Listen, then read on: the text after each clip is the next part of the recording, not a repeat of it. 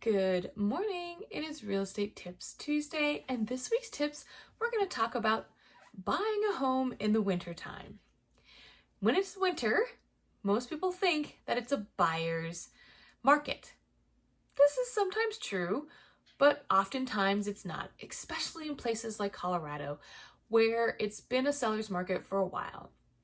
Yes, it's true that some buyers decide not to go out into the market in the wintertime, but that doesn't mean that inventory is still low and everything else is still in place.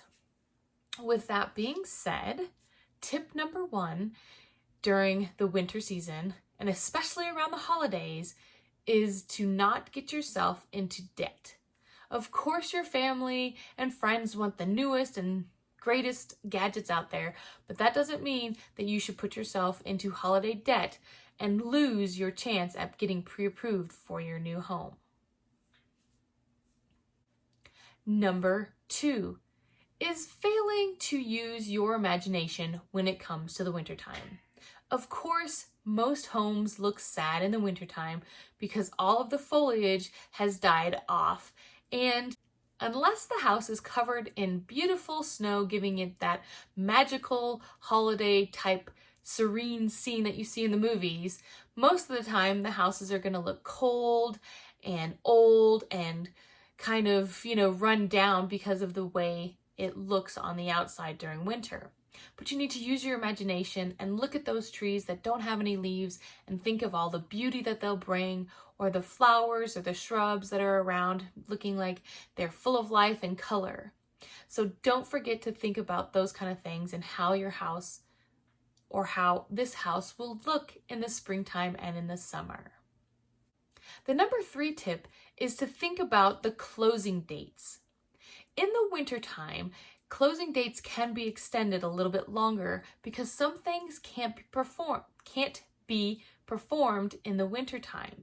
So you really need to pay attention to the inspection and what might need to be done during those times, because there's all sorts of things that could possibly need to be done outside in the wintertime that can't be done in a timely manner, such as inspections of roofs. If it's icy and cold up there, the inspector won't go up there to check, or if there's snow or ice on top, they won't be able to see what the roof looks like and might need replacing. And if it needs to be replaced, you can't do it when there's lots of snow and ice on it. So you just need to think about those kind of things during the wintertime and plan your closing dates accordingly. Or at least giving yourself some cushion room so that you're not disappointed towards the end of your closing. Tip number four.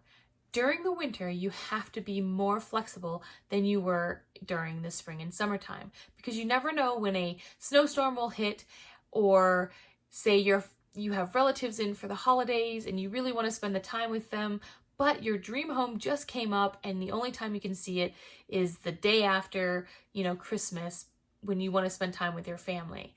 But you can't lose those opportunities. So you still have to be flexible in your time during the winter and holiday season. Number five, don't assume that you're going to get a sweet deal just because it's the holidays or the winter.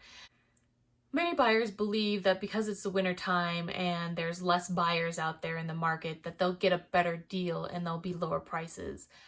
But a lot of times it doesn't actually come to fruition, because even though the sellers are motivated and it is wintertime and there might not be as much competition, the market is still the same, especially here in Denver, where inventory has been low for a very long time.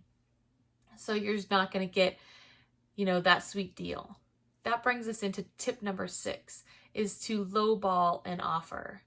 You don't want to go into the offer and think, I didn't get the greatest deal on this, so I'm going to give them a lowball offer. Because sometimes your lowball offer could be so offensive that the sellers don't even want to counter your offer, and they will just completely say, no, thank you. So you definitely want to sit down and have that conversation with your realtor to make sure that you're giving the best deal for you and for the sellers. You don't want to try to be that buyer out there that thinks that just because it's the winter time and there's little less competition, that you can go out there and try to lowball offers. If you enjoyed this video, please press the like button and subscribe so that you can get these great tips into your email box every week. And if you have any questions about any of these topics or any real estate related topics, please don't hesitate to contact me through my social pages. And until next week, have a wonderful rest of the week and Merry Christmas.